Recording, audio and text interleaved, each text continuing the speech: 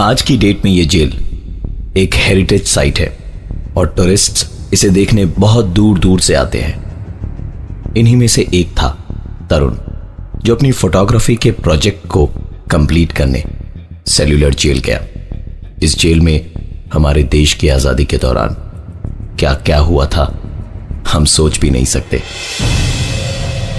तरुण ने वहां जाते के साथ ही एक गाइड को अपने साथ ले लिया ताकि उसे जेल घूमने में कोई दिक्कत ना हो और कोई भी इंफॉर्मेशन वो मिस आउट ना करे।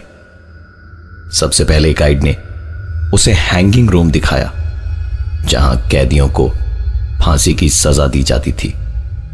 पूरे जेल के कंपैरिजन में यह जगह काफी ठंडी थी।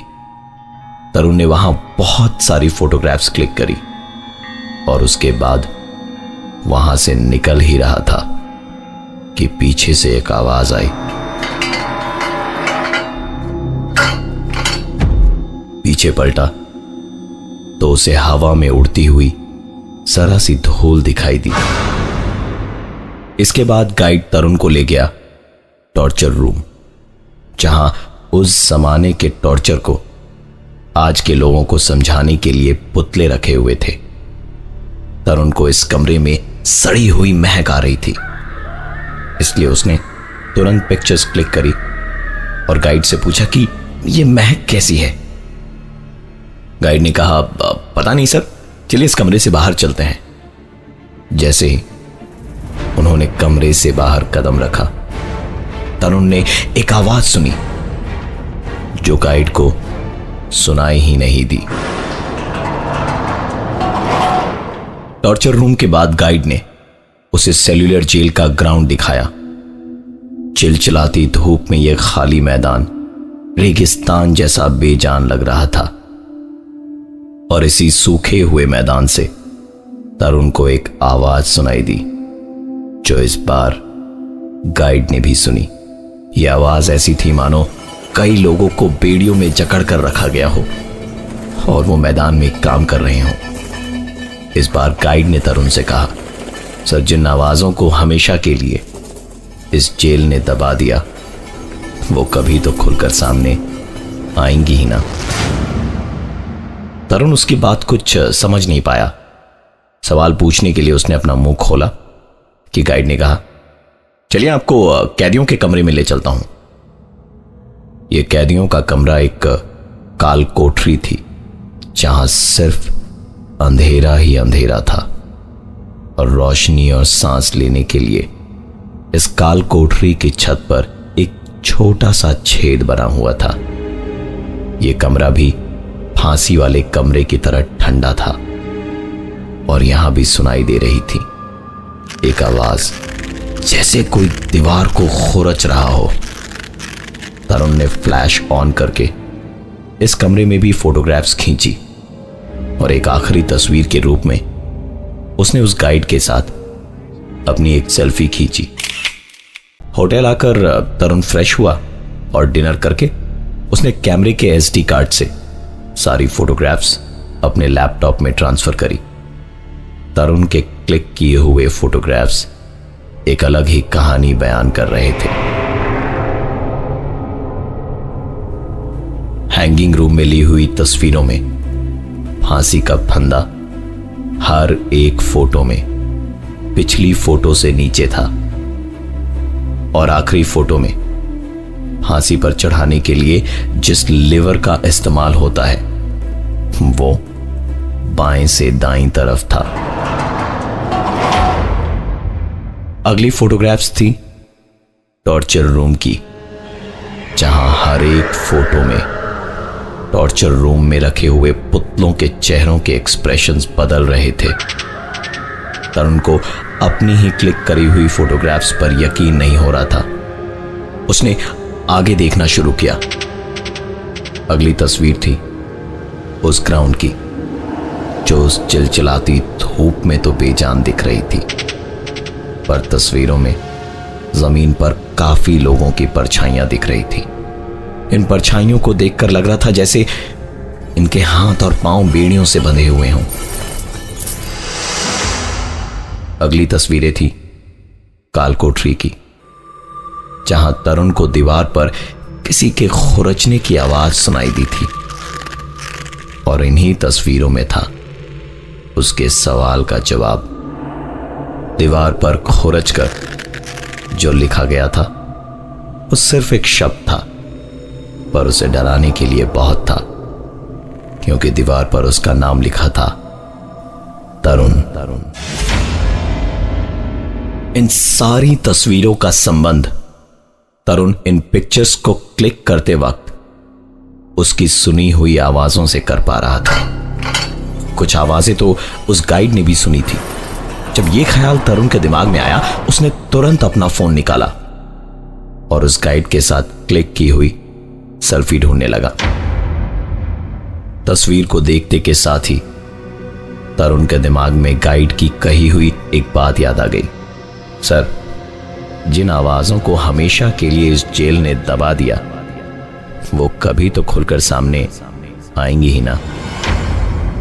तस्वीर में तरुण को अपने साथ कोई गाइड नहीं, उस गाइड की जगह एक पुराना अंग्रेज अफसर दिखाई दे रहा था। यह सब कुछ तरुण की समझ से परे था। वो अपने इन सारे सवालों का जवाब ढूंढना तो चाहता था, पर उसके लिए उसे रात भर इंतजार करना पड़ेगा, क्योंकि जेल अब सुबह ही खुलेगी। इतना सब कुछ देखने के बाद तरुण की नींद उड़ गई थी, इसलिए उसने नींद की गोली ली और सोने चला गया।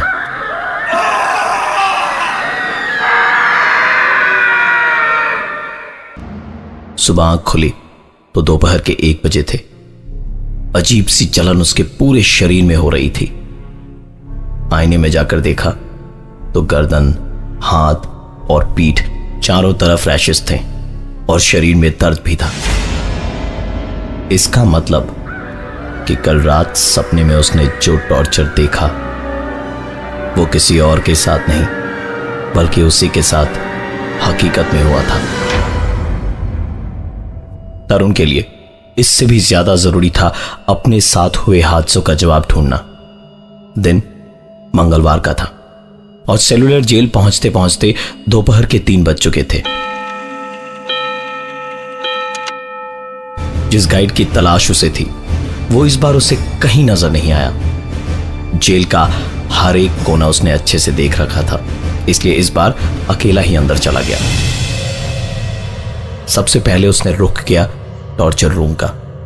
जो अजीब सी महक इस कमरे में कल थी, वो आज नहीं थी। कमरे में उसके साथ 4-5 लोग और भी थे। तरुण घूर घूर के सारे पुतलों को देख रहा था कि तभी उसे ऐसा लगा मानो दरवाजा बंद हुआ और शुरू हुई कमरे में लोगों के दर्द से चीखने की आवाजें। उसे ऐसा लग रहा था मानो कैदियों को उसके सामने मारा जा रहा हो, उनकी आंखों में शराब डाली जा रही हो उन्हें तड़पाने के लिए।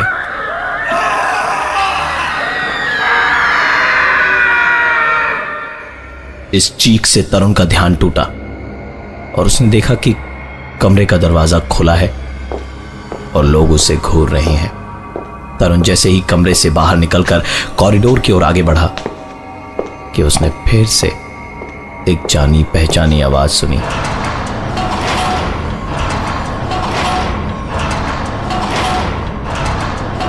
इस आवाज को सुनकर वो पलटा ही था कि उसकी नजर जमीन पर पड़ी एक प्लेट पर गई, जो अपने आप सरक कर कालकोठरी के दरवाजे के नीचे से अंदर की ओर चली गई।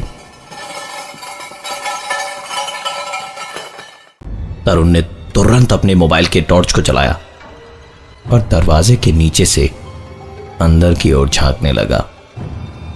टॉर्च की उस रोशनी में अंदर जहां तक दीवार थी उसे कुछ नजर नहीं आ रहा था।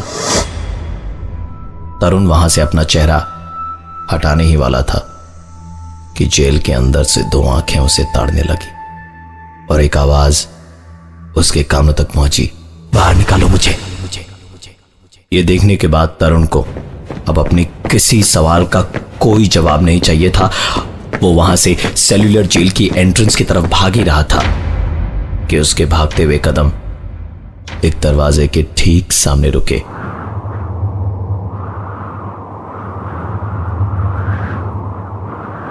इस वक्त तरुण हैंगिंग रूम के ठीक बाहर खड़ा था और तेज हवा के साथ किसी के जमीन पर गिरने की आवाज आई। तरुण ने हिम्मत कर उस दरवाजे के अंदर कदम रखा तो अब तक आ रही आवाज गायब हो चुकी थी।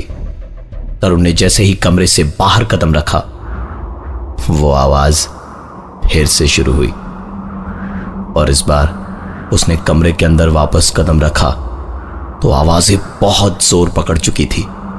इन्हीं आवाजों के बीच एक आवाज और हुई। ऐसा लगा जैसे उसके पैरों के ठीक सामने कोई गिरा हो। उस जगह पर 1 मिनट भी खड़ा रह पाना मुश्किल था तरुण के लिए। वो पलटा और जेल की गेट की तरफ उसने भागना शुरू किया।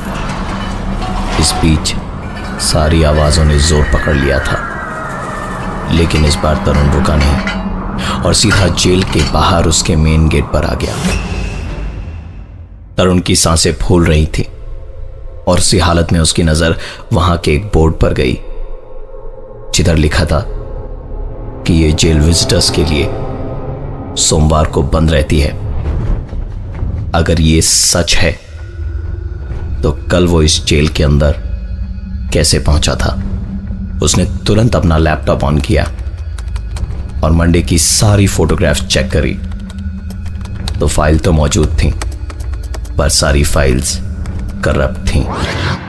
तरुण के पास अगर कुछ था तो उन सारी हादसों की यादें और उस गाइड की कही हुई एक बात।